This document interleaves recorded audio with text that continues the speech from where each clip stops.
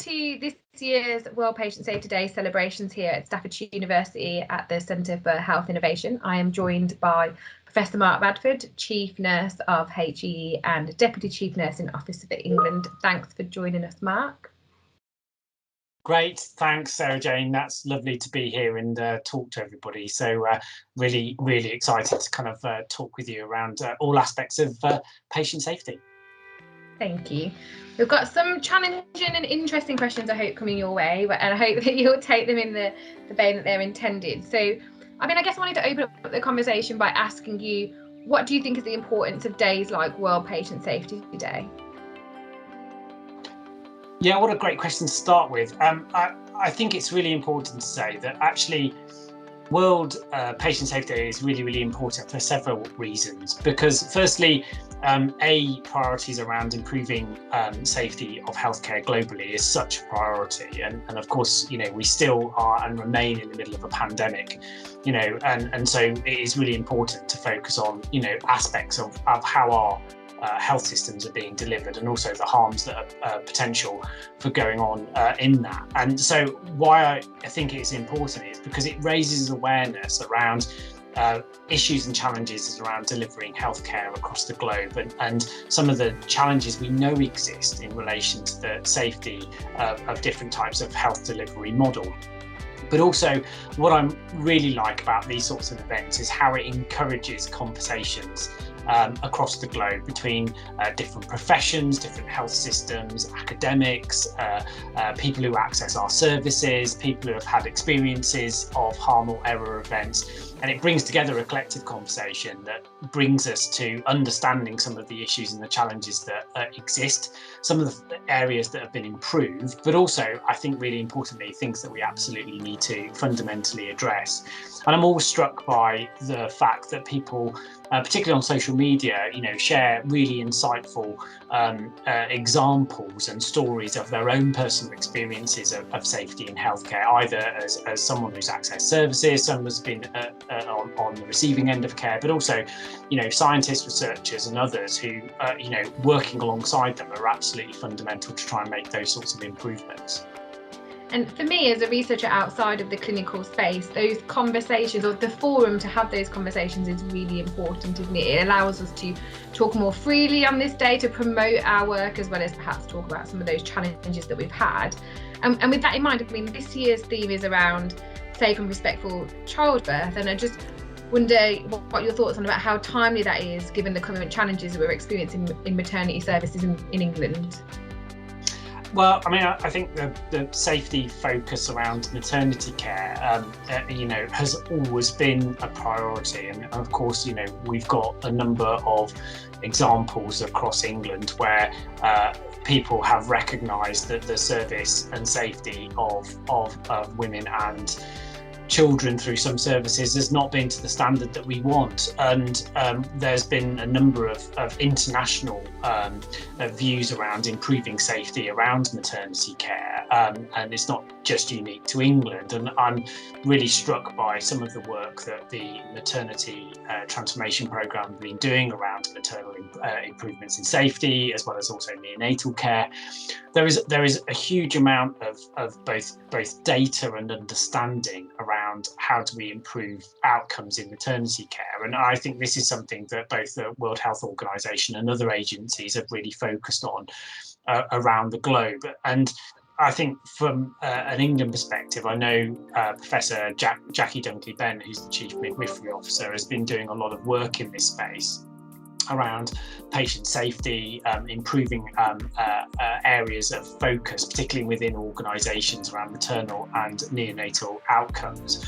But also, I think we have to kind of reflect on some of the structural challenges that we have within improving safety in this area. I know Jackie would talk much about the experiences of women from a Black and minority ethnic background in terms of safety and the disproportionate impact in terms of kind of outcomes for them. So I think maternity safety absolutely should be a national priority, and we know how when things go wrong in maternity care, that the profound impact that has on families and also communities when it's not delivered in the right way.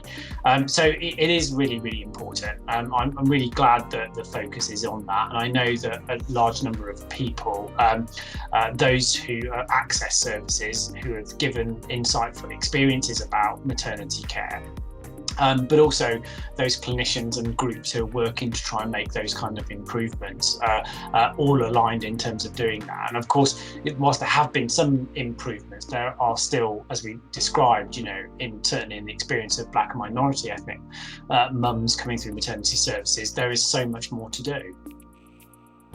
And that leads us really nicely on to kind of exploring how safe is healthcare generally? What does it mean to deliver safe healthcare for patients in England? Yeah, it's a really, really important question. I think for the majority of people who are accessing services through any global health system, the majority of services are safe. But of course, we've seen many previous studies that have highlighted the kind of level of harm event that might occur by accessing healthcare. And I think it's incumbent on us to really focus on the fact that actually no harm is acceptable. And we should be focusing in on both national levels of things like regulation and inspection to make sure that we've absolutely got those fundamentals right in terms of recognising when harm's occurring, and our organisations are focused in on terms of making those kind of improvements. But there's also aspects for me around the culture of both safety and improvement. We've got many examples internationally where both organisations and systems recognise harm events in different ways. I've seen international examples both from Europe and the US, where there is a level of transparency and openness in terms of issues and harm events. Recent examples in Sweden, and I've been to Virginia Mason to learn about their approach to being open and transparent to harm events, and I think that's really important. The other issue, of course, is how we interact with those who access our services, or have been on the receiving end of harm. There are many examples where the process of identifying the harm and also being involved and engaged in the error events themselves are fundamentally improved as a result of involving those who are on the receiving end of this. And I know that in some parts of the world that the experiences of clinicians find some aspects of that quite difficult. So I think there are other areas around culture within professions and how we train and educate people in systems to ensure that we're really open to understanding harm events in those kind of cultures. That means that there is an opportunity for continuous improvement. And why continuous improvement is important is because no system across the globe is error-free. And there will always be opportunities to improve outcomes and reduce the number of harm events, but that can only come through better training and education, greater involvement, and working directly with service users and those who are accessing services.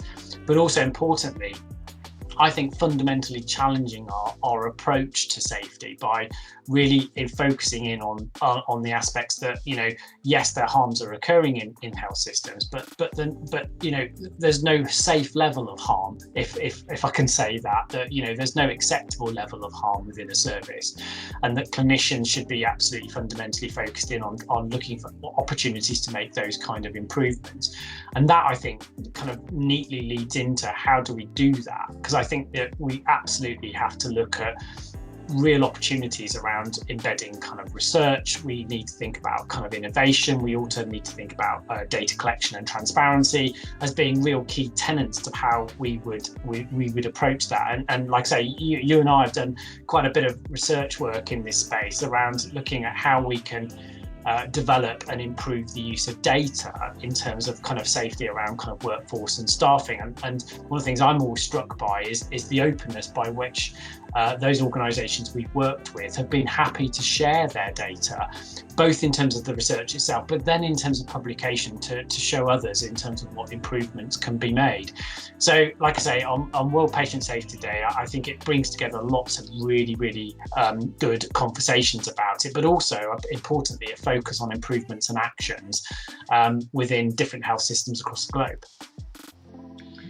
Thanks, Mark. And that gives us quite a bit of an opportunity to talk about research and our research. So you're absolutely right. And we've got quite an interdisciplinary team, I guess we would talk about. And I think that in the past, perhaps we've been really siloed in how we approach things. You know, medics do the medic research, nursing do the nursing research, but I'm not a clinician and I lead nursing services research. What are your thoughts on the value of that and its importance in improving safety going forwards? Well, it's a brilliant question, and honestly, it's, I think, really, really dynamic research that we've done, and we come from very, very different backgrounds, you know, and I think that is really important. You know, I'm a sociologist, and you know, I know both you and Rob have engineering and mathematics backgrounds, but actually it works. And that's what I really like about this work, is actually you bring lots of disciplines together around a specific problem. And of course, we all come at it with slightly different perspectives. But that, I think, is really important, because that, I think, challenges us, I think, to think about things very differently. I think there's a great deal of enormous learning that goes on about that. But also, I think the other issue is it opens out other opportunities. You know, you, Rob, and others have really shown, I think, that the real power that we've got in terms of the volume and the accessibility of the data we hold within certain NHS organisations, about how we can use that for safety improvement. You know, and I would have never have known that. But on the other hand, you know, the clinical lens, the kind of lens that perhaps we bring around different perspectives around practice with the data allows us to kind of analyse and interpret that in a way that is really helpful and meaningful. I know we did a paper recently on mental health settings, you know, really groundbreaking, because actually I think one of the first times somebody's looked at that problem from a big data perspective in mental health settings. But it worked because we had mental health nurses, we had yourself and others focusing in around a problem, and I produced, I think, a really high quality outcome, and new to the environment about what big data and also clinical applications can bring together, which I think is really, really exciting. And I think it's not traditional, but I think it should be the kind of potential way forward, and I think it's very exciting. And when, of course, we're talking about the interprofessionality of our team and the perspectives that people bring, we would be foolish to miss out our patient advisors. In particular, we've got Malcolm, who's on our team, and the role that they bring. And I remember that light bulb moment we had that one time back in, I don't know, 2015, when we did our first data project together, where Malcolm just kind of disentangled all of our prejudice and bias around our expectations, what the data would say, to just cut through it all and illuminate the issue around, you know, the relationship between healthcare workers are registered and unregistered, and actually being about the kind of the acuity of the patient. And of course, you know, and I just remember being really starstruck in that moment about the value that patients bring to research. And I think you've kind of touched on that already when talking around, you know, engaging service users and patients better in the process of when things go wrong, and also in helping us figure out how we stop that from going wrong in the future. So I'm sure you'll join me in thanking Malcolm and other patient contributors to research. Yeah, absolutely. And Malcolm has been, you know, such a strength through all of our work over the last few years. But you're right. I mean, that kind of sentinel moment when we were doing that work in an acute hospital, you know, the precision and clarity he brought to it, you know, but of course, you know, as researchers, you know, sometimes we can be kind of clouded by our kind of own professional lens or the kind of approach we're taking. But I agree with you. It just really showed the kind of the strength of those who access services and former patients involved in services who bring to kind of research, you know, and actually the outputs are far, far better.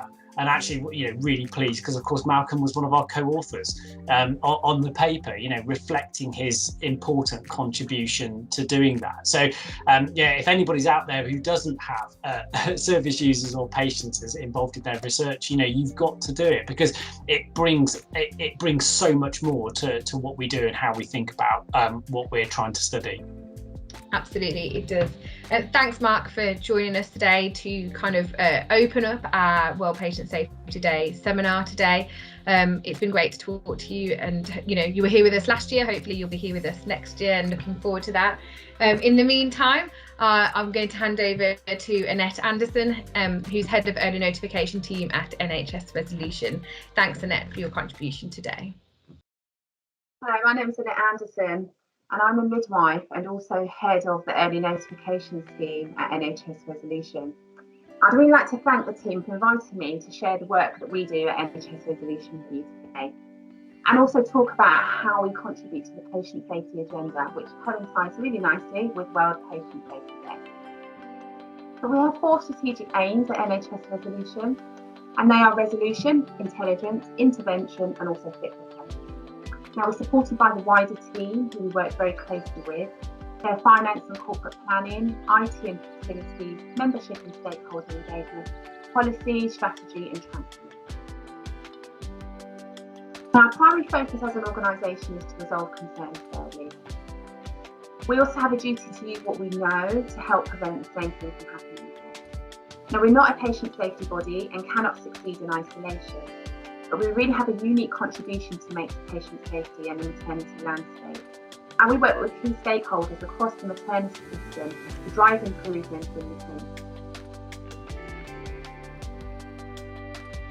Now, our flagship scheme is the Early Notification Scheme, and this aligns with our business plan and seeks to bring forward the time from incident to the claim being resolved. Now, there was previously a really protracted time frame between an incident occurring and us being aware at NHS Resolution. The aims of the scheme are to investigate potential eligibility for compensation and take proactive action to reduce legal costs and improve the experience of families and staff affected. We also want to be able to share rapidly with the individual trust and the wider system in order to support safety improvement and prevent the same thing from happening again. Now, we have a few ways that we can do this. We published a Year 1 Early Notification Scheme report in September 2019, and we made 6 key recommendations, and these recommendations were really well received across the maternity landscape and also adopted. We also produced illustrative anonymised case stories, and we're very excited to be working with the academic partners to bring some of our learning from these case stories to life for clinical teams. We have a really exciting project underway. Now, as a team, we want to be able to build on the organisation's work in relation to saying sorry and being fair, to ensure the process of obtaining compensation is not a barrier to openness, candor and also learning. We also want to be able to preserve evidence to ensure that we're able to respond to cases if a family chooses to bring a claim at a later date. We want to be able to improve the process for families to obtain compensation and meet their needs in real time where possible, and also try to reduce the risk of claims increasing in value due to inflation or maybe because there are unmet needs for families. Now, one example would be of psychological support. So if, for example, thinking of the previous process, an incident occurred and we weren't aware at NHS Resolution 5 or maybe 10 years, actually there's a real missed opportunity to be able to support the family during this time frame. And so being close to the point of incident means that actually we can have an impact on the family's healing and also have an impact on finances as well. We also lead and administer the Maternity Incentive Scheme, which is 10 safety actions to improve the quality and safety in maternity care. Now, these safety actions are developed with key stakeholders such as the Royal College of Midwives and obstetricians, and are developed in line with best practice guidance. Now, essentially, all trusts will contribute, a bit similar to contributing to your insurance, pay in a sum of money every year.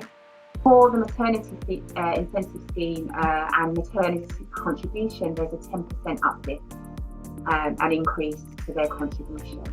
Now, trusts that can demonstrate that they've achieved all of the 10 safety actions will recover the element of their contribution of the CNST maternity fund, and it will also receive a share of any unallocated funds. There's a little bit of a bonus in there. But what we want to instill, obviously finances are important and significant, but we want to instill a really good foundation to ensure that there's the delivery of safe maternity and newborn care. And the 10 safety actions are a real foundation for that to happen. And over time, we do stretch them as well. So if we have trusted achieving safety actions really well, then we will add in a stretch, as we call it, to ensure that actually you're taking quality and safety to the next level in line with best practice. Now, trusts that don't meet all 10 safety actions will not recover their contributions to maternity incentive scheme funds, but may be eligible for a small payment from the scheme to help them make progress against any actions that have not been achieved. But any payment is going to be at much lower level to their original 10% contribution. Other areas of work that we lead on, we work collaboratively with organisations such as the Healthcare Safety Investigation Branch, CQC, NHS England and Improvement, and the Chief Midwifery Officers team, Regional Chief Midwives as well, to develop pathways in relation to how we manage potential trust of concern and identify and feed back any concerns, and we involve the trust within that process as well. And we also feed back to trust learning from cases reported into the early notification scheme. That gives them an opportunity to really start thinking proactively about where their hotspots are, what do they need to focus on, because there's a lot to do in maternity services, and actually what do you prioritise and how do you prioritise what your quality improvement project is going to be. We also develop scorecards at NHS Resolution, which holds 10 years worth of claims data, well, not just for maternity, but across all specialties. And as part of the maternity incentive scheme, there is a point within one of the safety actions that's going to encourage trust to start triangulating their incident claims complaint data and really focusing on where they need to focus, areas of work that they need to focus on, because every trust is going to have a different priority, a different risk profile as well. And we also support trusts to be able to do that and interrogate their scorecard. I'm going to talk to you in a couple of slides about guidance on being fair.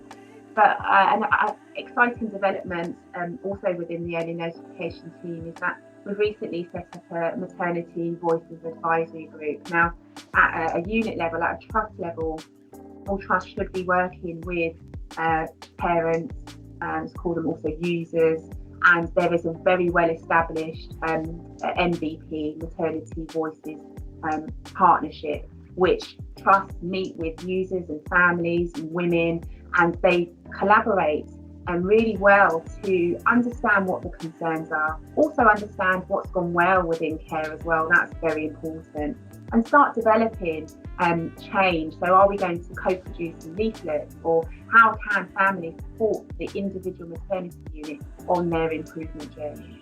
We've done something similar, NHS Resolution, having a maternity voices advisory group to really hear the voices of families affected who have babies born with a potential brain injury.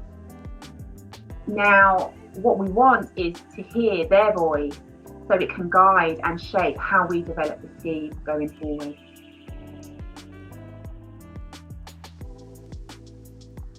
We also have a valuable contribution to make in relation to response to harm. Now, we support and lead on guiding a compassionate response for both families and staff. And we really want trust, units, and the work that we do is we keep the family at the heart of what we do and ensure that there's a holistic approach, because there is no one size that will ever fit all, and every family has their unique needs. But in response to harm, think about what do people expect? What do patients and families want? What do staff want? And actually, it's very similar. We both want the same things. So for families, they want an apology. They want to know that it's not going to happen to somebody else. And in my previous role, before I came to NHS Resolution, I was a senior midwife responsible for patient safety in my trust.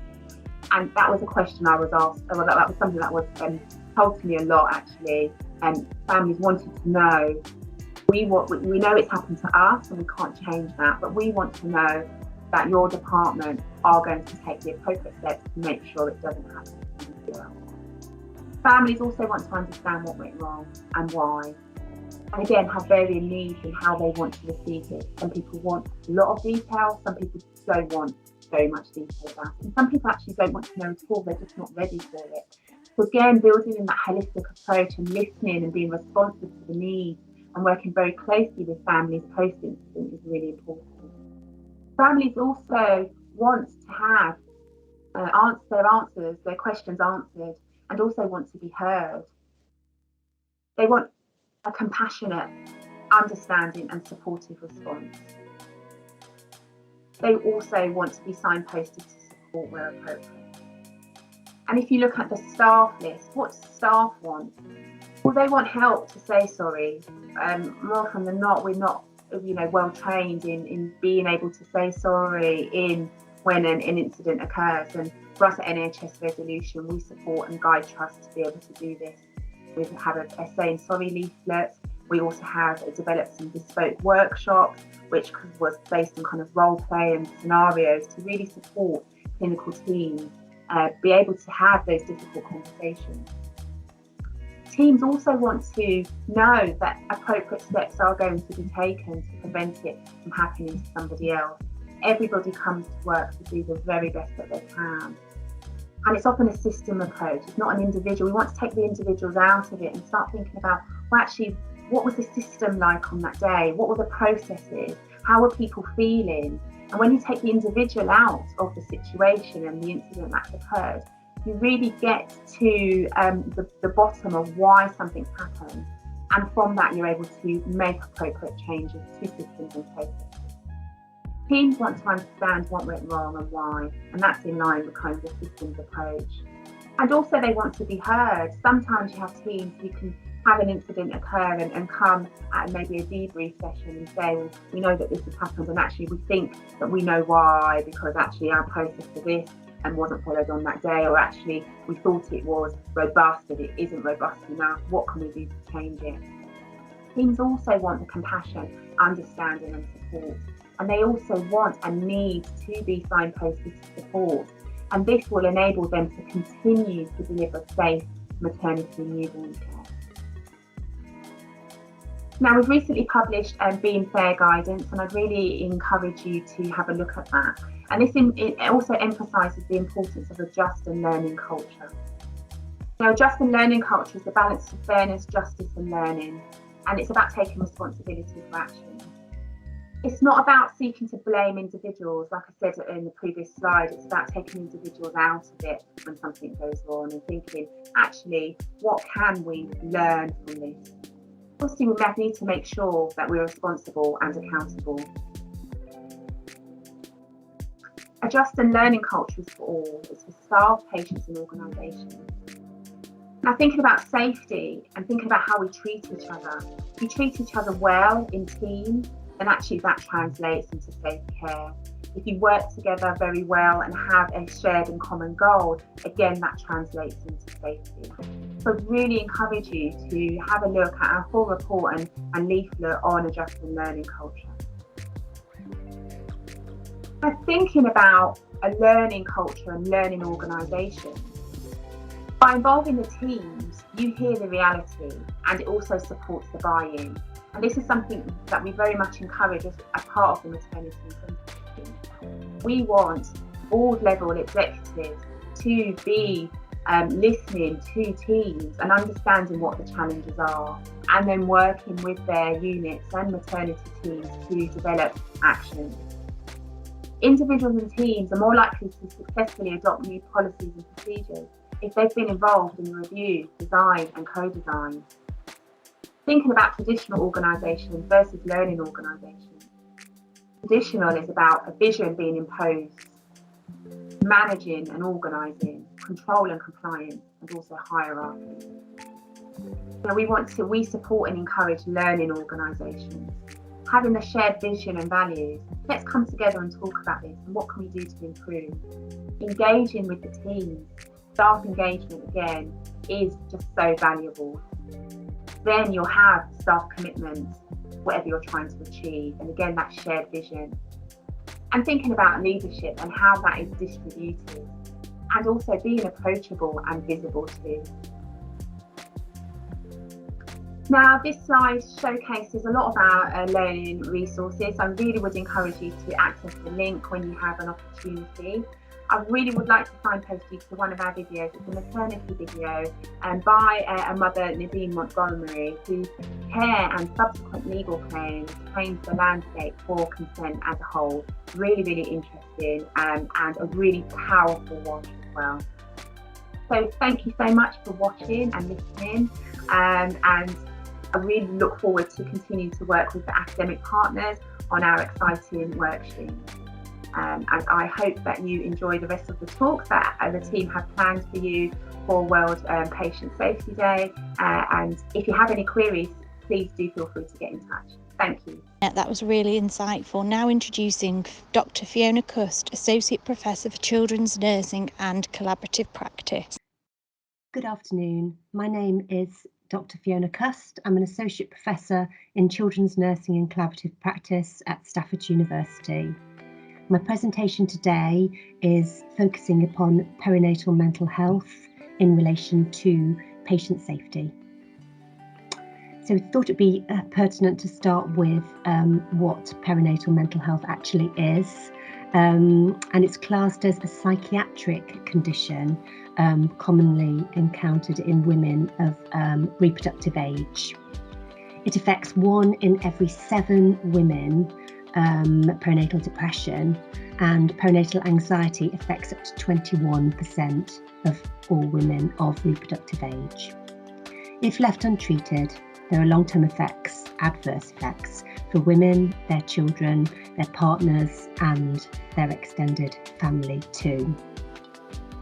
Also, just to make a point at that point that maternal suicide is the biggest leading cause of death in the first year postnatally. So this is a massive global problem and issue that needs addressing.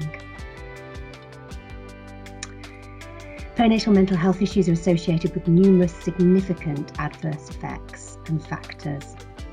For example, just to name a few, a poor adherence to medical care, poor nutritional intake, smoking and substance abuse, a loss of interpersonal financial resources, and these factors in turn have long-term effects on the mother, the child, and as said previously, the family too.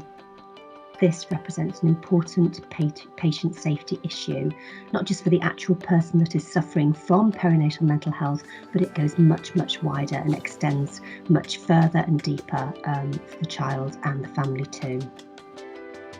The NHS long-term plan in the 5-year forward view for mental health is to transform specialist perinatal mental health services across England, with some major targets needing to be achieved. Increasing the availability of specialist community care, improving access to evidence-based psychological therapies for women and their families, and mental health reviews for partners of those accessing specialist perinatal mental health services too, and signposting partners as well as women who are suffering to appropriate services.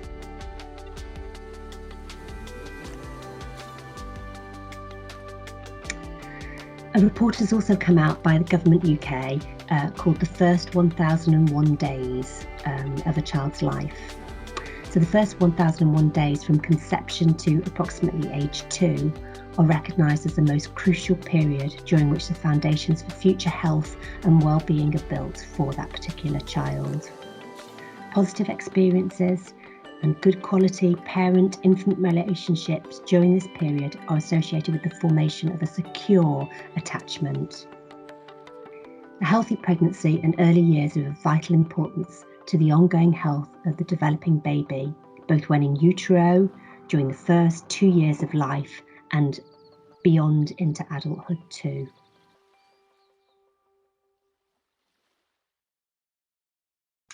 Perinatal mental health issues can impact greatly upon a mother's ability to bond with her baby and be sensitive and attuned to the baby's emotion, early communication and developmental needs. This in turn affects the development of a secure attachment and early language development, as well as many other factors. Positive emotional development during infancy and early childhood is associated with early language and communication, school readiness, and positive emotional adjustment throughout the whole of the life trajectory. A secure attachment leads to good physical and mental health, and as said earlier, communication development, emotional self-regulation, resilience, and much wider social and economic advantages throughout the whole of the life course. So it's not just a short-term effect on the mother's mental health and her ability to bond with her baby, but goes through the entire life trajectory. The impact of these early years are lifelong. Early identification of perinatal mental health issues is shown to predict better outcomes for both the mother and the child, and indeed the wider family moving forward. Perinatal mood and anxiety disorders often go undiagnosed and untreated. Reasons for this are multifactorial. It could be because the mum tries to hide the way she's feeling because she feels it displays her as a poor mother, and services may not be trained enough to pick up on these problems, and often there is nowhere to signpost these mothers to, so services are at best limited. So there are numerous factors as to why identification is not picked up early enough. Perinatal mood and anxiety disorders often go undiagnosed and untreated because of these reasons. And as said previously, and just to highlight the importance of this, maternal suicide is the leading cause of death in the first postnatal year.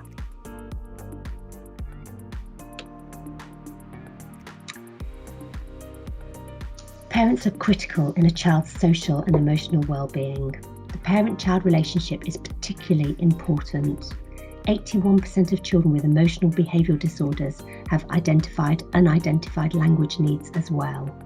Therefore, the early development, the early intervention, the early attachment is crucial for emotional, physical and behavioural development for the child. Therefore, it's important to establish a non-judgmental culture of safety. A culture of safety is defined as one in which people are encouraged to work towards change and take action to make change happen where and when needed. There have been a number of government UK reports, early years high impact, and the 5-year forward plan for mental health to highlight that there are gaps in our developing of perinatal mental health services. We need to work towards change. There needs to be a multidisciplinary approach to make changes happen, to put in early support strategies and identify help so that intervention is at the earliest possible point. This can impact upon the whole life trajectory for that child, for that mother and for the family too. By integrating early identification, signposting to relevant services and providing appropriate support to the mother, child and their family, better therapeutic outcomes can be achieved with lifelong positive implications. Thank you for listening to this presentation. That was a very interesting presentation, focusing on care in pregnancy and that early neonatal period. Our next presentation comes from Natasha Carr, midwife, midwifery educator and PhD student who's looking at midwives as second victims. Okay, so I'm presenting an exploratory study examining the concept of midwives as the second victim. So what experience do midwives have as a second victim after making an error in clinical practice? I'm Natasha Carr, PhD student, and I'm supervised by Dr. Sarah Jane Jones and Professor Maxine Minton. So in terms of a background to this safety research, there is an extant body of literature and arguments leading to the necessity for the present research. The World Health Organization has asserted that countries must address patient safety and quality of care fears, with encouragement to scrutinise policies that support safety, including the involvement of healthcare staff in safety concerns, as it's acknowledged that safety is an essential element of a quality healthcare organisation, and vital to this safety is the avoidance and reduction of harm to an acceptable minimum. Wu in 2000 introduced the concept of the second victim after an error in healthcare had occurred, and he discussed this phenomenon occurring when an error is made by a doctor. There is the first victim, the patient, and in our case the woman, the baby, the family, but there is also a second victim, the doctor involved in making the error. Scott et al. In 2009 further supported and substantiated this phenomenon, describing the second victim as healthcare providers who were involved in unanticipated adverse patient events, in medical error and/or patient-related injury, and that they became victimised in a sense that the provider is traumatised by the event. Frequently, these individuals feel personally responsible for the patient outcome. Many feel as though they have failed the patient. However, a recent systematic review revealed no studies focused on midwives' experience of errors in clinical practice, and yet it has been explicitly recognised for nearly 20 years that the potential consequences of obstetric and midwifery errors are very serious in human terms, and this is reflected in the continued prominence in litigation. Midwifery is a distinct profession compared to medicine or nursing, and Wu himself acknowledged this, that nurses have less latitude to deal with their errors due to hospital hierarchy than doctors. However, midwives carry an extra burden in addition. Unlike nurses, midwives are autonomous practitioners and carry the additional liability of potentially harming two humans as a result of any errors that are made, the mother and the baby. This context may make a difference to the emotional response to error. Midwives are also often the lead carer in partnership with women. A relationship, a bond of trust being with women, is fundamental to their role and can develop over a protracted period of pregnancy. A breach in this could be catastrophic. The context in which midwives provide care is one where life-threatening or traumatic events can occur, and can involve situations where it may be expected that an emotional toll may be paid. Although midwives possibly share commonalities with other healthcare providers, their relationship with their client base is quite distinctive. They care for women and babies as part of the normal life continuum, and they are not patients. However, this intimate connection with the woman and baby can have favourable and unfavourable consequences. A close emotional relationship with a woman can be a source of fulfilment to midwives, but under other circumstances they may experience distressing births and other potentially traumatic related events. Midwives have the unique characteristics which demand further inquiry, and this has not been undertaken in the UK or in relation to error experiences. Now, many nursing studies had focused on medication errors, a very specific, albeit important type of error, but not the only type of error a midwife may make. Wu in some later work in 2003 also defined mistakes wider than just drug errors when discussing a second victim. And when you look at a study that looked at 100 stillbirth claims in 2009 by NHSLA, it illustrated that midwifery errors are wider, encompassing CTG interpretation, communication, failures in duty and breaches in standards.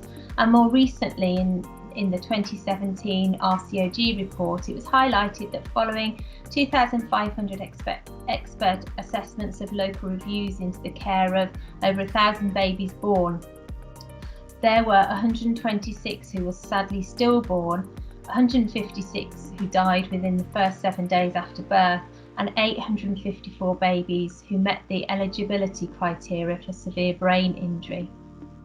The reviews concluded that 3/4 of these babies had had incidents occurring during term labour, and 76 might have had different outcomes with altered care.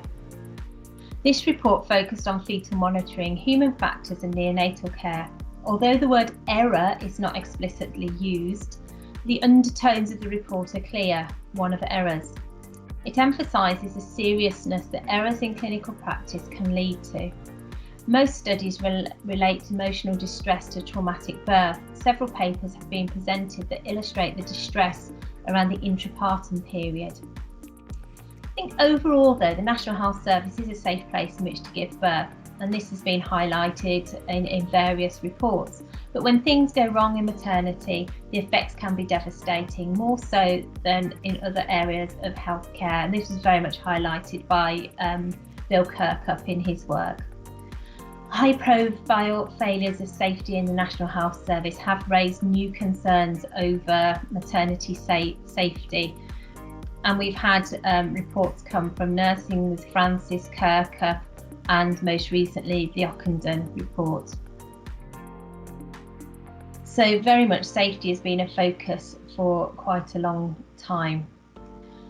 Vincent and Amalberti back in 2016 view is permanent. Nowhere have the negative aspects of patient safety been more emphasised than in the maternity services, which in recent years have been subject to increasingly frequent reviews by professional and regulatory bodies, often accompanied by media commentary.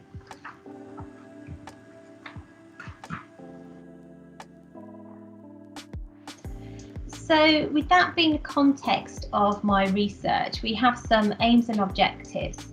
So my aim was to explore, describe and understand midwives' experiences after making an error in clinical practice. With the overall objectives of the study to describe their experiences following an error, to classify and critically evaluate the experiences, and to make evidence-based recommendations in order to maximise the recovery of midwives following an error in clinical practice. And that may impact on safety. So in terms of the research design, I took a mixed methods approach to firstly explore the experience of a midwife as a second victim qualitatively, and then to identify and confirm using quantitative methodology if this is a widespread phenomenon. Using the data generated from the study to establish midwives' experiences and then create a potential support mechanism for midwives. Examining the phenomenon with a single approach opens the research up to criticism, as all methods have inherent biases and limitations. And it's proposed that triangulation occurs in mixed methods, and that's a positive design strategy. The only UK midwifery-focused study acknowledged that there is a need for a larger generalisable studies in relation to midwives and trauma. And only by doing this, supportive or preventive strategies can be developed. Qualitative research continues to provide the richer data about experiences. However, the quantitative studies offer the wider generalisability, but at the cost of the detail, and there is an assumption in using predetermined responses, and this lack of the personalised account of error experience due to predefined answers related to emotions and feelings limits the quantitative part of research. For the few mixed method studies available on these topics, the addition of the qualitative extracts from participants in addition to a quantitative perspective enriches the data, but still does not increase the knowledge about midwives' experiences because they're lacking in the literature. So we used an explorative sequential design, and our setting was NHS maternity units in the West Midlands for the first part of the mixed methods design. And we had a purposeful sample of 15 midwives. I did interview 16 midwives. However, one of those midwives told a story and a portrayal that was not an error in practice. It was a response to a traumatic event. And I very much wanted to distinguish between traumatic events that are very unfortunate that can occur, but aren't a result of an error in practice. I used a modified pre-validated schedule used by Scott et al. In that original research, and we had permission to use and cite the tool. And we had 1 hour face-to-face interviews that were undertaken by myself, so I did my own data collection. So that part of the study is complete. I transcribed the data verbatim and conducted thematic analysis using guidance from Braun and Clark. And from that, we had 5 themes that were developed. We had a theme around emotional impact. We had a theme around physical manifestations. We had a theme that was developed around coping strategies, one around learning and one around blame. And then with each of those themes as well, we had sub-themes that were quite distinguished. So for example, with the emotional responses, we could subdivide those into stress and anxiety, fear, anger, isolation and longevity. And just to pick out blame, for example, there, you could then further categorise those into perceived blame. The fact that you're human, it's human error, we're always going to make errors regardless of what is set up around us. Directed blame, where it was definitely somebody else that was saying it is your fault that this error has occurred. And self-blame, where the individual was blaming themselves for the error. So those sub-themes developed as we went through on that qualitative data. The smallest theme out of all of those is actually the physical reactions, which I found personally surprising, in that the crying, the time off work, the sick time and the sleep disturbances, although prominent within the research, compared with the psychological responses to the error were much smaller.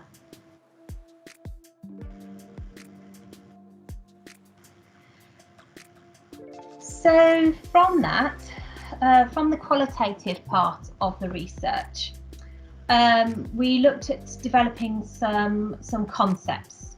So based on the qualitative data from the interviews with those 15 midwives who had made errors in clinical practice, a conceptual model was generated depicting the experiences that they commonly have.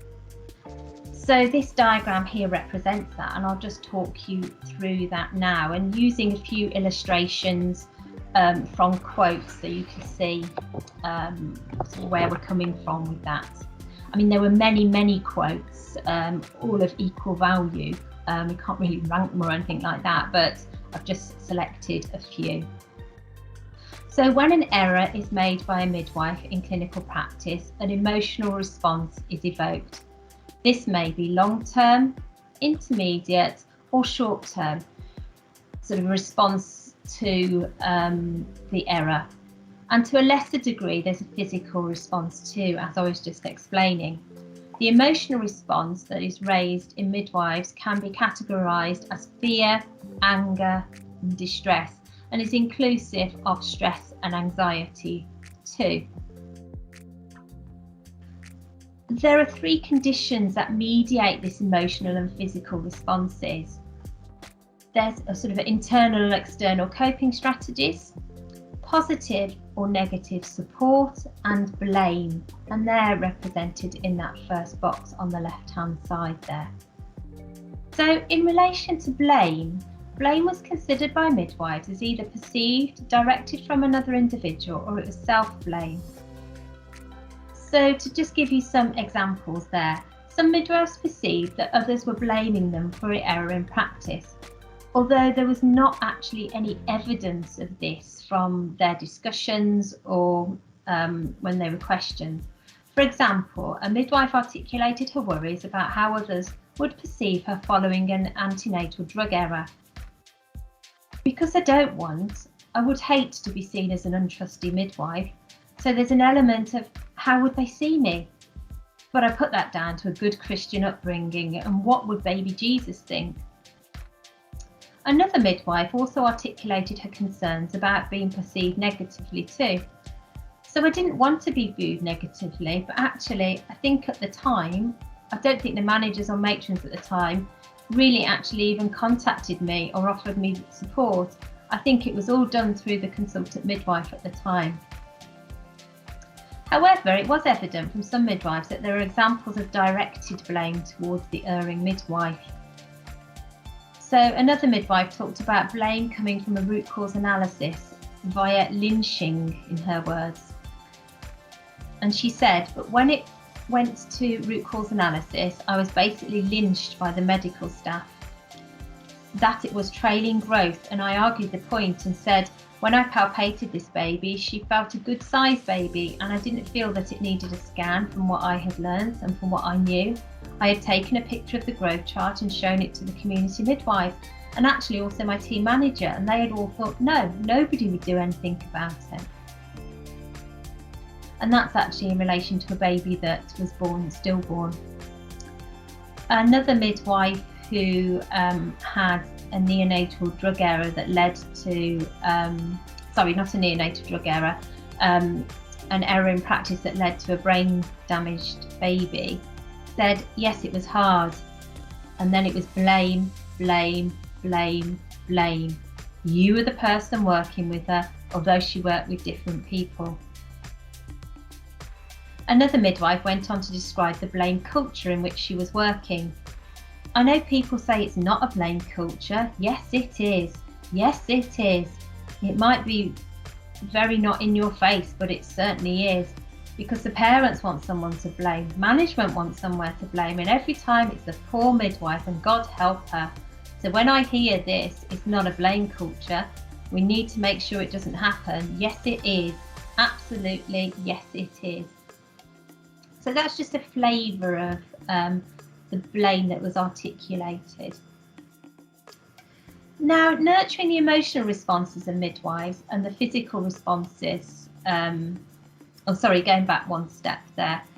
In relation to coping was facilitated by support from colleagues and the need to talk to the family involved in the error event. The need for information and an array of self-management coping strategies were described by midwives too.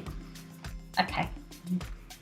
So in relation to coping was facilitated by support from colleagues. The need to talk to the family involved in the error event, the need for information, and an array of self-management coping strategies were described by the midwives. For example, following a drug error, I went home more upset after than the other two than I did for this one, but I don't know if maybe that's because they were drugs. So a drug error always feels a really heavy burden. But yes, it was just the support that you need. I think not to be blamed, not to be made to feel incompetent. Another midwife in relation to a drug error too, and the benefit of time passing, said immediately at the time I probably felt terrible and I was probably very self-negative. But over the course of time, I sought support and guidance that was really positive so that I can be more self-sufficient and self-reliant.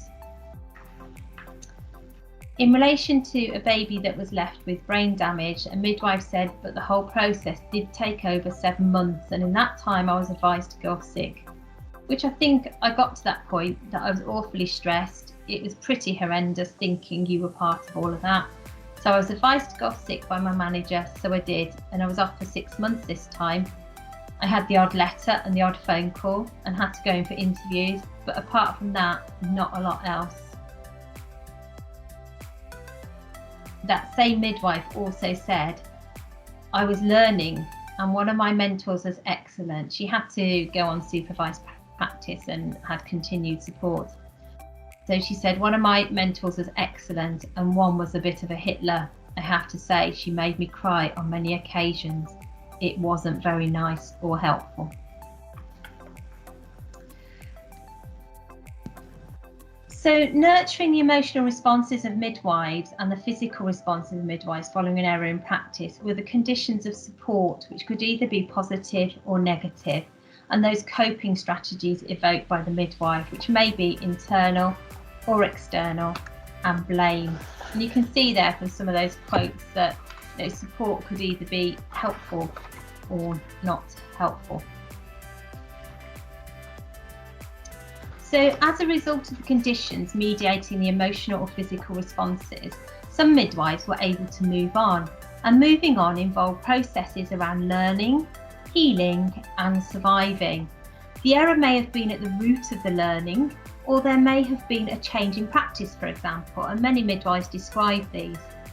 Surviving, similarly as identified by Scott's work, it is in the 6th stage of moving on. Surviving was an outcome of the midwife's experience, which means that the midwife was now carrying out her midwifery role at the expected level and was doing okay, but continued to be afflicted by the error event. It hadn't gone away, but she was able to function.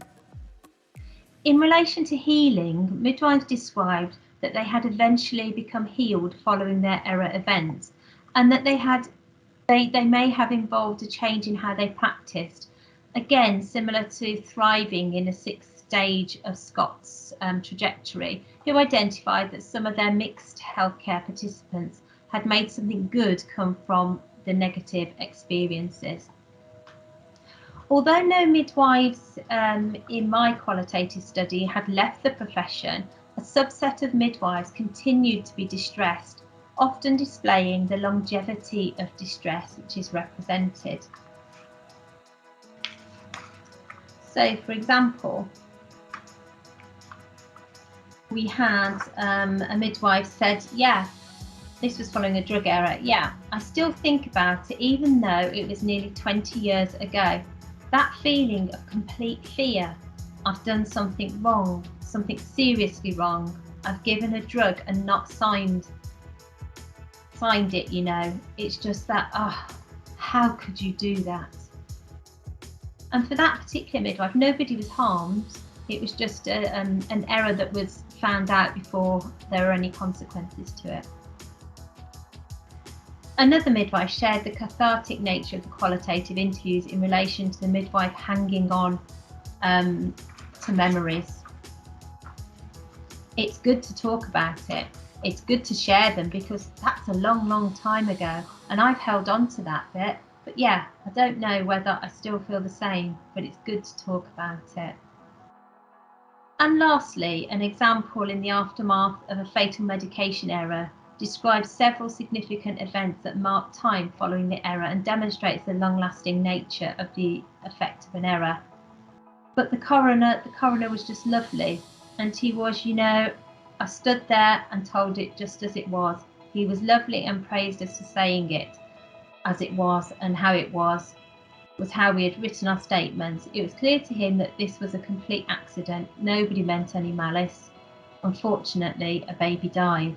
It's awful, but yeah. But it doesn't stop there, because even now it makes me upset. There are some intrinsic and extrinsic factors that seem to fuel continued distress.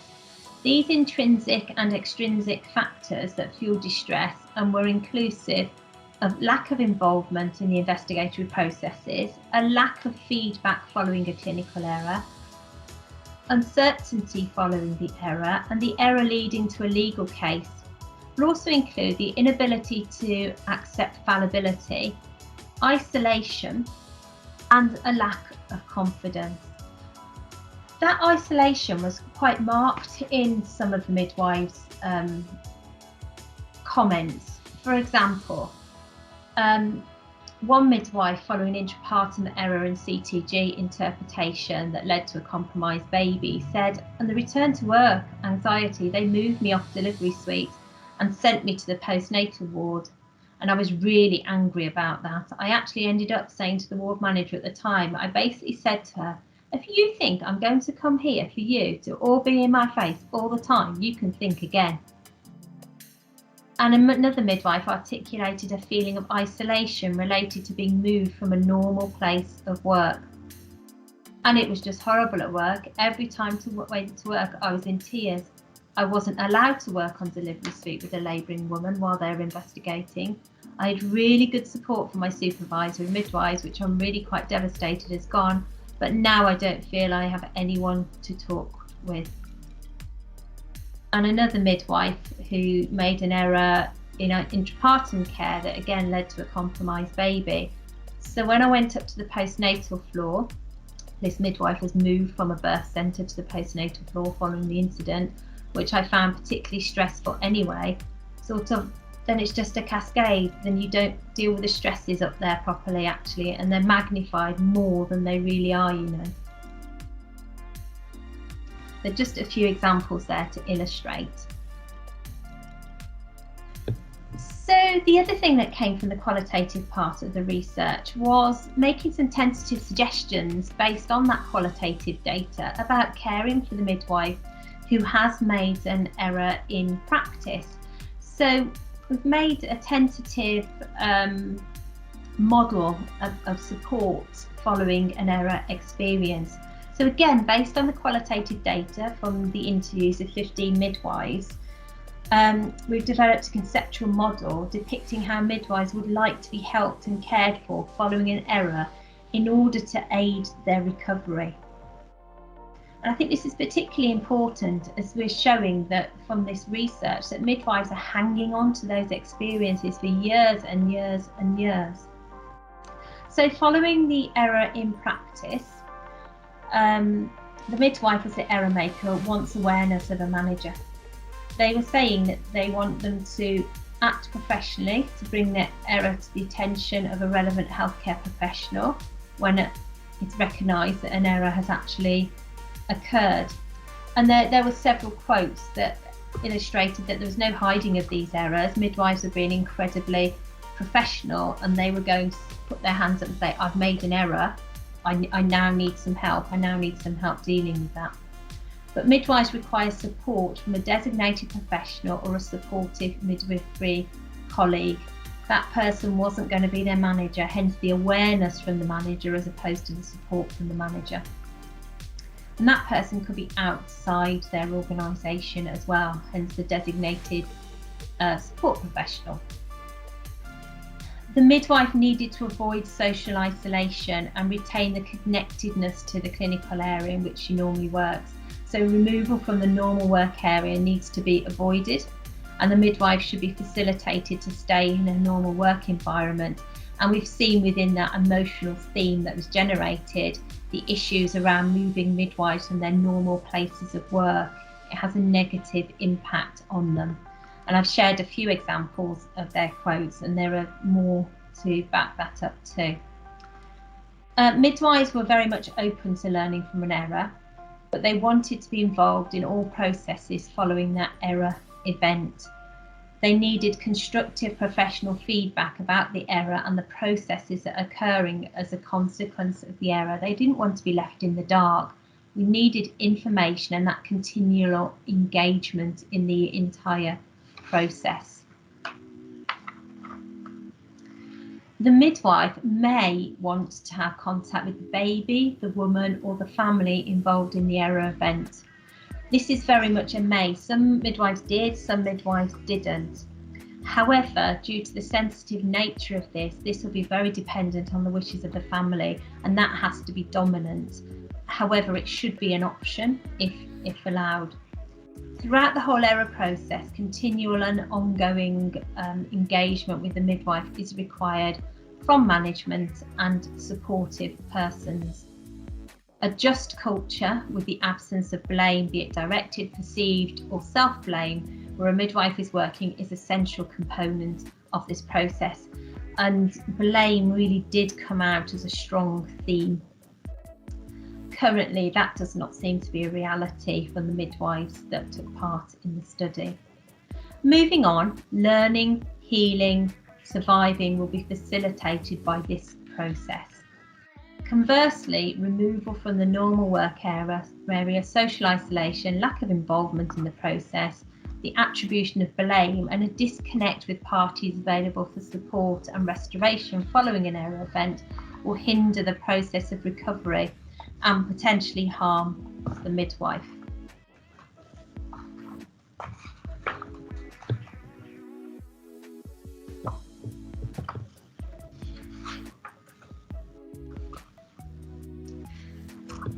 So that was some total of the qualitative part of the study. It was confirmed that for the first time, midwives can become second victims following making an error in clinical and practice. And that is really important because they were not represented in the extant literature up till this point in time. Midwives articulated the type of support that they wanted following an error in clinical practice. And an evidence-based conceptual model was devised. Some participants found it helpful to talk about their experiences related to the errors in practice, and this study actually provided that opportunity and the opportunity for referral for further help if participants wanted to do this too. Moving on from the qualitative arm of the mixed methods study, we needed the quantitative phase to confirm and develop the study further, and that's where we are now. We are in the process of a questionnaire development and pre-study protocols, and that questionnaire is being developed based on the quantitative findings. That is going to be nationally distributed across all NHS trusts in England. And we're very, very fortunate to have approached Jackie Dunkley-Bent, our chief midwife, and she's going to assist us and support us with networking distribution. And we'll also distribute on social media and via the Lead Midwife for Education distribution networks too. It's really important that we now test and clarify and expand to confirm or otherwise the qualitative phase of the mixed methods study. We're very confident with our findings. We had a robust methodology, but now we just want to move that step forwards. So thank you very much for listening. In terms of the impact on safety, this work will be disseminated, it will be published, and the aim of it was to have an impact to improve safety, to put things in place and support mechanisms to establish that midwives do become victims, become second victims, and as such, once that's recognised, we can actually campaign them and put the appropriate support in place for them. So thank you for listening. Thank you, Natasha. Those were some really moving quotes and a really interesting concept. It will be really interesting to see where your research goes in the future. Our next presentation comes from Dr. Ed Tolhurst, Senior Lecturer and Researcher, who's talking to us about patient safety and risk-taking behaviour.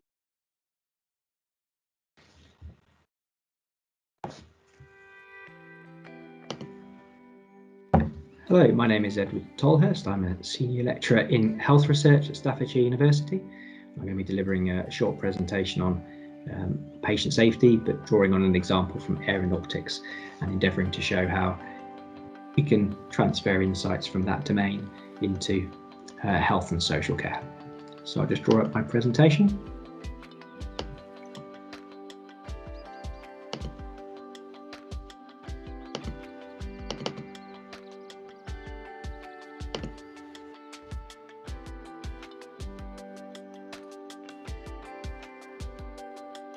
There we go, so hopefully that is visible now. So what I'm going to be doing is talking about, this particular example I'm talking about is from the Challenger Space Shuttle disaster. So I'll be outlining the nature of that incident, exploring some of the factors that contributed to that disaster, and then exploring the potential for some of the insights from that to be applicable to health and social care domains.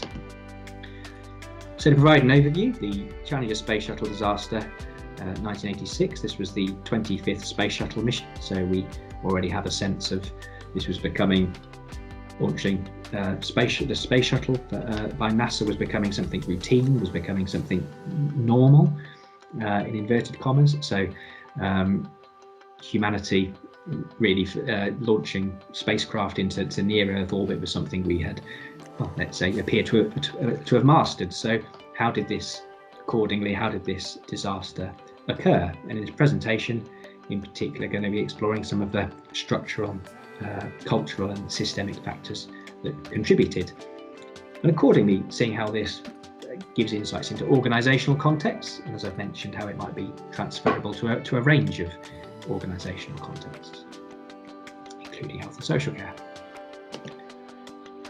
So just some key facts about the incident. The Space Shuttle had never been launched at less than 12 degrees Celsius before, so around 53 Fahrenheit. And during that launch, it appeared there had been some technical issues due to the cold. So some engineers were suggesting that that's really the lowest temperature that a shuttle should be launched at. However, on the morning of the 28th of January 1986, the temperature was -2 degrees C at Kennedy Space Center in Florida, so uncharacteristically cold for Florida, even at that time of year. And we would suggest, looking at those figures, should the launch go ahead? I mean, we're only looking at obviously a couple of points on a PowerPoint, but really 12 degrees C being the previous lowest, where challenges or difficulties have been apparent, technical problems. Should the launch go ahead when it's so much colder, even under freezing? However, the launch did go ahead, and the Space Shuttle broke up 73 seconds after its launch. A fireball was created, and the shuttle disintegrated, and all 7 astronauts on board were killed. And this did include a civilian, Krista McAuliffe, a school teacher. This was the first time NASA had endeavoured to send a civilian into space. And again, partially to show that spaceflight was becoming something routine, accessible, something even a civilian could undertake. So before I move on to consider some of the factors, the organisational factors that shaped this disaster, just very briefly, just going to cover just what the technical issue is, just to give some insights.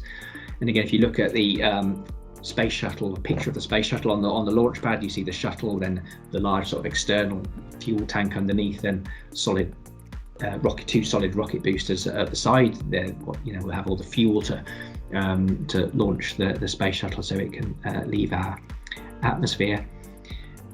And there are joints on the solid rocket boosters which were sealed by O-rings. These were there because of the pressure would create small gaps, so that the gases could have escaped, and the O-rings were there to seal this and prevent the gas from leaking.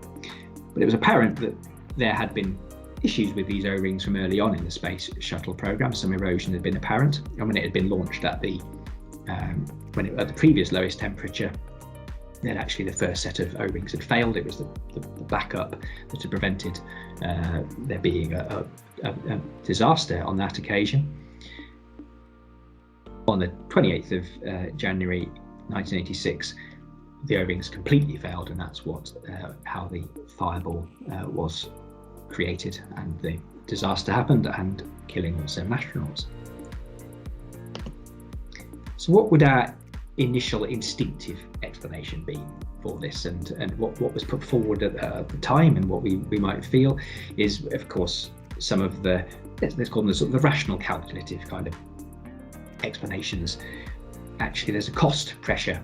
Delaying a launch is costly, so there's a pressure on managers to push ahead with a launch, even if there are safety concerns.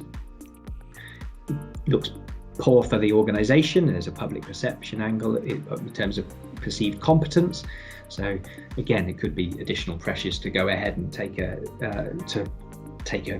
faulty decision, let's call it, based on these pressures. However, these can only be partial explanations, it seems. And again, it's not to be flippant at all, but launching the shuttle to its, going back to the previous figures, launching the shuttle to its almost certain destruction was obviously hugely costly and dreadful for public perception. So the kind of rational calculative explanation, it seems that can only be partial, but always be unwilling to throw out explanations or create some binary because these pressures, of course, could play a part, but they're insufficient, it seems, to show how this decision was made. And we'll just look over the next slides around what were the sort of some of the cultural structural factors that were suggested that contributed to this. again, if we go back to the earlier slide, how is it possible we went, we have this previous lowest launch of 12 degrees C, and then it's agreed that a launch should take place at such a much lower temperature. It seems inconceivable, really, that scientists and engineers could come to this decision. And I think that's around looking, again, we'll pick it up just over this short presentation, around almost the difference between the outsider and the insider's perspective. From the outside, we look and think, rightly, this was an absurd decision. But from the inside, again, what would have been shaping our decision then if we'd been part of this work culture, part of this group? And Diane Vaughan, a sociologist who has written a comprehensive text on the Challenger Space Shuttle disaster, and undertook a substantial study interviewing NASA staff and engineers from Morton Vehicle. She's associated with her work as the term the normalization of deviance. So actually it's about the process of normalization. So actually in a risk-taking profession, pushing boundaries all the time is really the way achievement occurs. We wouldn't have had huge achievements in aeronautics unless we were pushing boundaries. So from an insider's perspective, that's what we do, and we're pushing all the time, and eventually what happens is a decision is made with disastrous consequences, and certainly from the outside it's almost unfathomable.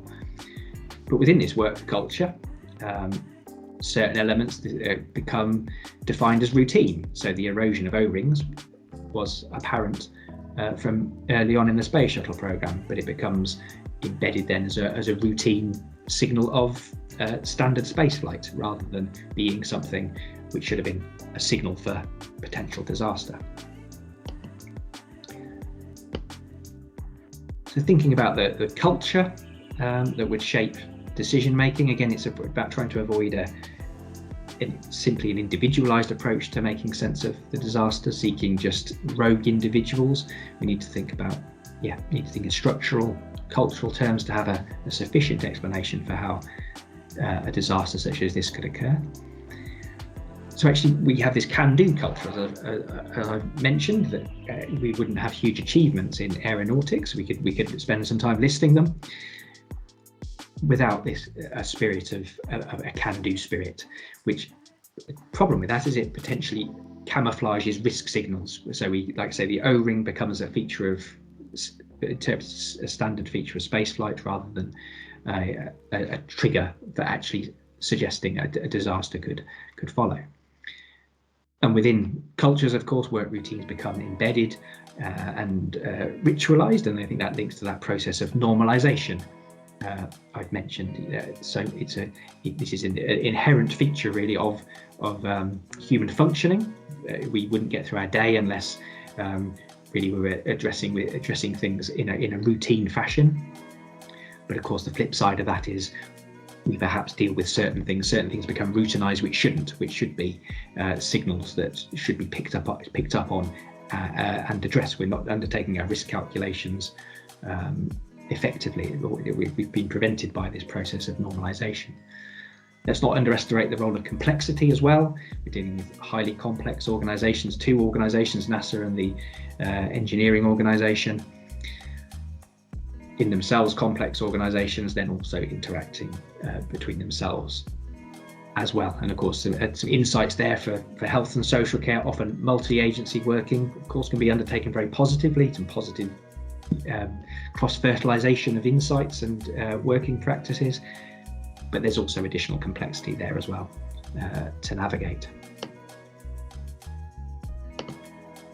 The key thing I would suggest is to take into account context. Explanations always have to be driven by recognizing structural, cultural factors. Individualized accounts are compatible with blame. This again is never to create a sense of a binary that we have. It's either people or it's social and cultural factors. Of course, that's not the case. We're not dealing with two separable elements. It's to recognize that human agency is always shaped by social and cultural factors. So these have to be embedded within our explanations. If we're solely going for an individual account, then that's compatible with blame, which may be a reassuring psychological position for us from an outsider's perspective. It's other defective, bad, incompetent people who did this. But what are we learning from that? And is that actually a credible perspective? And just an example of that is Matthew Syed discusses in one of his popular texts, actually following the baby P case, blame generates negative outcomes. We don't end up with outcomes to address things in a positive way. We end up with a back covering bureaucracy. We end up with diminishing the number of people who want to enter the profession. So it's like I say, negative outcomes from that. In my own research area, which is dementia as well, I think individualized accounts as well, if we don't think in relational terms, have the scope to generate binary blame-oriented discourses. If we want to, and as we should, to bolster the position of the person with dementia, absolutely laudable. But we need to avoid a zero-sum sense in which we're boosting their status, but then diminishing the status of their immediate carers, partners, family members, and blaming them for the conditions of the person with dementia. So some of the transferable insights, and these are points from the Francis report into Mid Staffordshire. I would highlight that most of these points really could have come from Diane Vaughan's book on the space shuttle disaster. So it's to show really the clear sense of transferability between domains. So again, that sense of culture being ascribed to positive information, tolerance of risk. It has to be some tolerance of risk, but excessive tolerance of risk. Needing to place professionals at the heart of decision making. So doctors, nurses, for example, in the Francis report, engineers in the Diane Vaughan's exploration of the space shuttle disaster, and looking inwards, not outwards. So perhaps creating a sense of groupthink. And going back to that point, the final bullet point there around creating excessive complexity to navigate, which causes problems. To kind of put that into a table at the end, and what I think we're setting out really when we're seeking a sufficient explanation is we're trying to get to adopt that insider's perspective, or to grasp things from that insider's perspective. The reassuring way to look at things is in an individualized way. People have behaved irrationally. Post hoc, we're all clever after the event. It's an abnormality, and that we can accordingly blame people for what occurred. Where we really need to be is thinking in relational terms, and really the social world is inherently relational. We need to understand how decisions were made in these contexts, of course, that interwoven with social and cultural factors. Like I say, we don't want to marginalise the role of human agency as well. Of course, that's not what we should be seeking. Not necessarily irrational, but bounded rationality. We're always based on limited information. We're making decisions with under challenging circumstances, potentially with limited information, and we're all human decision makers, of course. When we're inside the incident, it's a process. We're not simply looking at things post hoc, where we're all smart after the event. As we mentioned, it's that process of normalization. So normalizing things which potentially are defective, but that's a more credible way of looking at things than simply looking after the event and thinking it's just about an abnormality. So it's something that's happened to others, something we don't really need to understand it was an aberration. And why we don't want blame, we certainly, lines of accountability absolutely are crucial. We're not, even if we're thinking in social and cultural terms, we still need to be able to plot and to hold people to account. That's certainly not something we should be marginalised if we're seeking a more contextual and social and cultural explanation. But that balancing between accountability but avoiding blame discourses. The final point, and the key learning point I would highlight, building on that slide, is when considering organisational failure, we need to prompt a shift from how could they have done this to this could have been us. And I think that's the biggest challenge when thinking about these kinds of things, and actually the toughest reflective point to think we could, in that context, how would we have behaved? If we do that, if we can perhaps have that shift, again from the Francis report, perhaps that's where we get to that culture of openness, transparency, and candour. So hopefully that's shown, again, just like throughout the presentation, just thinking about some of these elements, how thinking about trying to have a social and cultural view, trying to shift from that from the outsider perspective rather to the insider perspective, how we can apply these to health and social care, and accordingly by enhancing health and social care by enhancing patient safety as well. Could have discussed other points as well, obviously whether it's aeronautics or it's health and social care, highly technological environments as well. So I think it's very important to seek the cross-fertilization of insights from other domains. So thank you. Just very briefly, my few references that I've mentioned.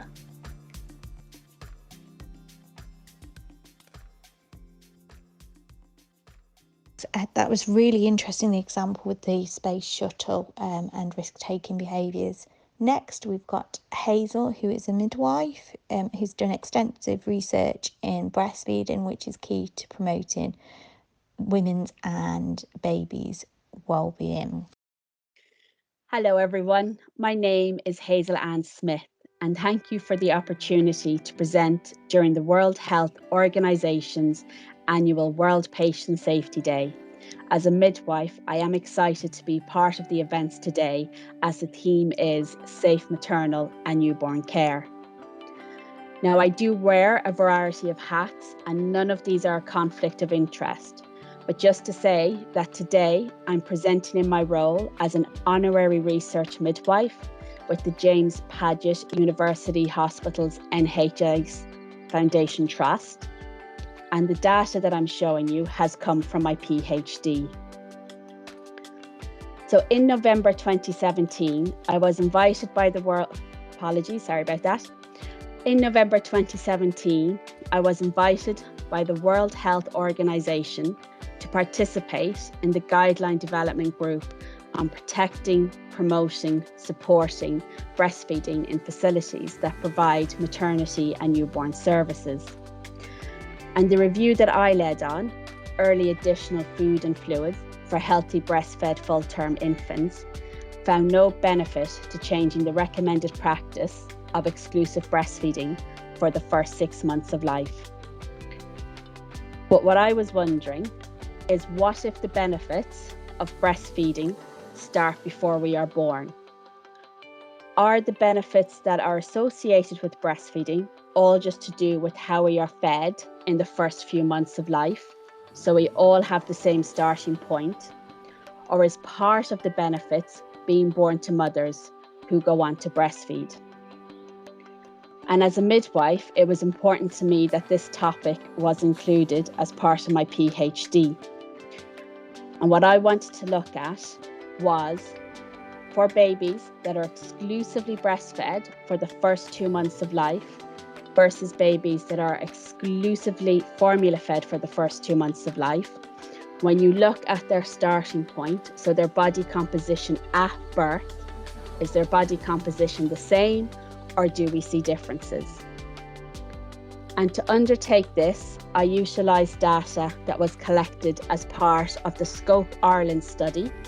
And this is a pregnancy cohort study that followed mothers carrying their first baby, singleton pregnancy, and then the Cork baseline birth cohort study. And this study followed the babies of the mothers who took part in the Scope Ireland study. Now, the data is prospectively collected from 15 gestational weeks all the way up to their 5th birthday. So as you can imagine, there is a wealth of data available, and I'm just presenting on the information I needed to answer my question. So some of the data that I utilised included things like maternal smoking during pregnancy, education, employment, maternal weight and height was measured at 15 gestational weeks, and then maternal weight was measured again prior to delivery. We also had information on gestational diabetes. Now, pre-existing diabetes was an exclusion criteria, and I was able to use the Institute of Medicine's criteria to determine if mothers had exceeded their recommended weight gain.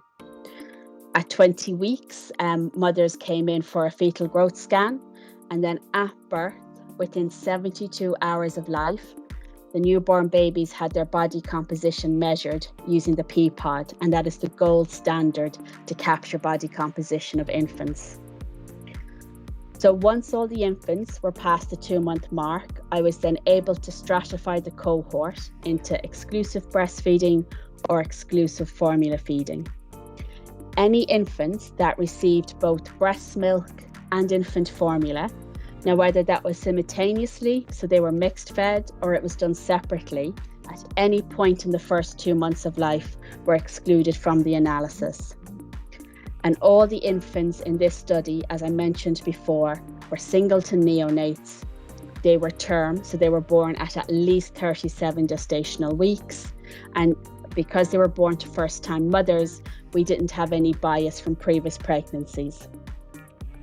And to investigate this data to answer my question, I looked for associations between categorical variables. That's just another way to say numbers and percentages. And this was examined using the chi-square test.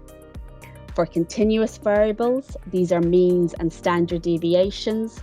And for differences between the feeding groups, I used the student's t-test. For what is often termed the fancy analysis, the analysis where you get to control and adjust for other influencing factors, I did multiple linear regression. Now, just want to give you a kind of an idea of the sample size that I had. So you can see that over 1,500 mothers consented for their babies to take part in the Cork baseline birth cohort study. Out of those, just over 1,100 did have their body composition measured in the first 72 hours of life. And you can see a variety of factors in front of you as to why not everyone could be included in the analysis. I was left with the final sample size of 356, and you can see there that the majority were formula fed. So in looking at the characteristics of the study sample, 2 breastfeeding mothers reported smoking in pregnancy, so that's 1.7%, compared to the 13.8% of mothers who were formula feeding. Nearly 5 times as many mothers who went on to exclusively formula fed required screening for gestational diabetes based on their body mass index at 15 gestational weeks, compared to the breastfeeding mothers. So that worked out at about 17.2% and 3.5% for the breastfeeding mothers. At 15 gestational weeks, formula-fed mothers had larger waist and hip circumferences. They had higher systolic blood pressure. And when we looked at the antenatal growth scan, breastfed infants had a significantly smaller abdominal circumference compared to formula-fed infants. So we're already starting to see that there are many factors present during pregnancy that can be influencing a baby's body composition at birth. And when we then went to look at these infants when they were delivered, we found that the infants who progressed to exclusive breastfeeding were heavier at birth compared to the formula feeding infants. And this was particularly true with the breastfed female infants. But although the breastfed infants were heavier at birth, they had a significantly lower fat mass compared to their formula-fed infants. And these differences remained when we stratified by infant sex. So when we were looking at all the other factors that could have influenced this decision, we found in the multiple linear regression that being born to a mother that would go on to breastfeed compared to a mother that progressed to formula feeding significantly reduced the percentage fat mass for both male and female infants when controlling for gestational weeks at delivery, maternal profession, and maternal BMI at 15 weeks gestation. But it is, of course, to always compare your results to what is out there in the literature. And other studies that have looked at neonatal body composition at birth, who have also used the P-POD, have found that maternal smoking in pregnancy, although it reduces the neonatal body mass, a greater proportion of that reduction is seen in the fat-free mass, not the fat mass. And then when we look at mothers who formula feed, we have a greater proportion of smokers in formula feeding groups than we do to breastfeeding groups. Other studies that have used the Institute of Medicine's criteria for looking at weight gain in pregnancy have found that mothers who gain excessive weight during pregnancy are more likely to give birth to babies with a higher percentage fat mass. And studies have also shown that mothers that progress to exclusive formula feeding are more likely to have a higher weight gain in pregnancy compared to breastfeeding mothers. Now, studies that have looked at pre-pregnancy maternal BMI have shown conflicting results. One of the reasons for the conflicting results could be the confounding factor of maternal glucose levels, because mothers with an increased BMI will also frequently have increased fasting glucose levels.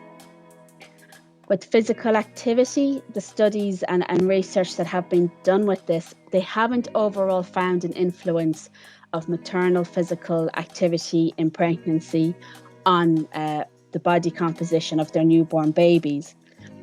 But it could be that it's not just the physical activity alone, but the intensity of that activity, which could be influencing neonatal body composition.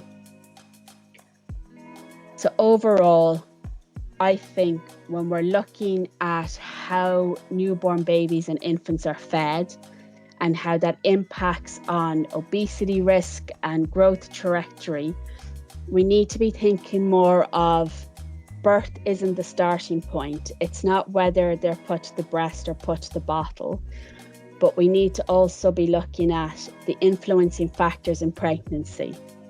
So if smoking influences your fat mass, and then mothers that progress to formula feeding have a higher percentage of smoking, it's showing that there are other interplays with how we develop our obesity risk other than just the method of feeding at birth. But I do need to declare some limitations with my following that grand statement.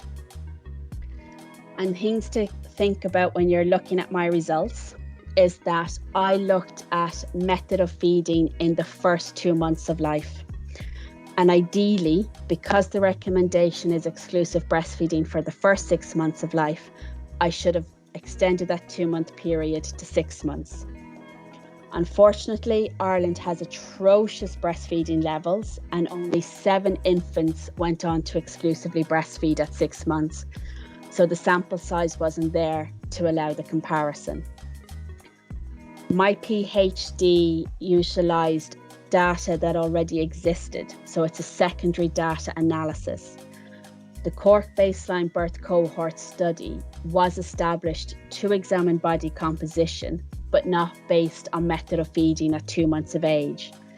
So information on things like maternal breastfeeding intentions or maternal health beliefs that could have a big factor in my results were not collected. If you would like to know more, this is a published piece of work, so please feel free to access it. If for whatever reason you're unable to access it, or you want to ask me more questions, or if you disagree with anything I've said and would like to challenge me or anything like that, please feel free to contact me.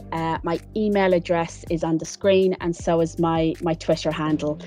And I do hope you've enjoyed the presentation, and apologies for the glitches in the screen share. Thank you for listening.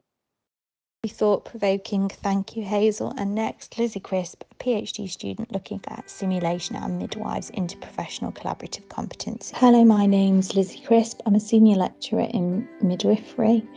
I have an interest in patient safety and a real interest in the way that midwives collaborate, how they work together, how they form part of the multidisciplinary team, and how we can develop that to improve outcomes for mums, babies and families. So why focus upon midwifery? So my career has been in midwifery. I've taught in higher education in midwifery, but last year I embarked on a PhD, and my initial thoughts were, I want to venture away from midwifery and explore other territory. However, midwifery is an incredibly interesting area. Midwives are very autonomous and accountable professionals, and recently there has been quite a significant amount of external scrutiny around the culture of midwifery and the safety of maternity services in the UK. And there's been multiple highly publicised examples of these failures in the media. And these failures, when they have been explored in more detail via reports, often are a result of failures in multidisciplinary team working, communication, and acknowledgement of risk. Midwives are the lead carers for pregnancy, normal low-risk pregnancy, and that isn't going to change anytime soon. So we need to think about how we can really develop midwives to be able to work collaboratively, to be able to work seamlessly with the multidisciplinary team, to improve those real interprofessional collaborative competencies to improve outcomes for mum and baby. So why simulation? So what's familiar to us education-wise? We have a number of reports now that tell us about things that need to change in healthcare, in particular maternity as well. And we have a number of strategic documents and agendas on how we can improve care for women and babies. But we really need to think about how do we apply learning from those documents and those reports, and how do we give people a safe but realistic space to be able to practice, to be able to find their role, find their strengths, identify their weaknesses, and make mistakes in a safe learning space. So there is an increasing evidence base surrounding simulation, not just in healthcare but in other industries. And I've just popped a little bit of research there for you on the screen. There's a lot of research around students and students' experience and participants' experience of simulation.